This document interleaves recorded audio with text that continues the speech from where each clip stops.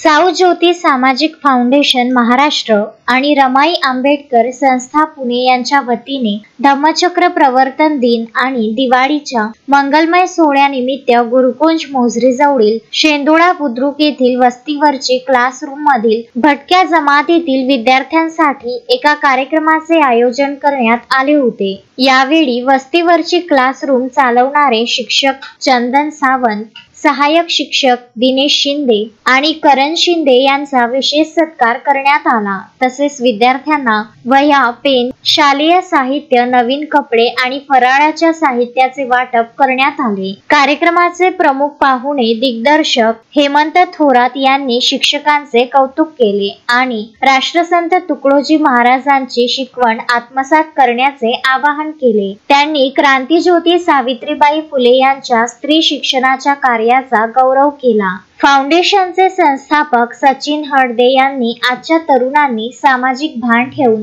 काम करण्याची गरज व्यक्त केली आणि समाजात सत्कृत्ये करावीत। फाउंडेशन अशा कामांना नेहमीच तत्परतेने शैक्षणिक आणि आर्थिक मदत करेल असे आश्वासन त्यांनी दिले। Vidarbha news bureau, Amravati.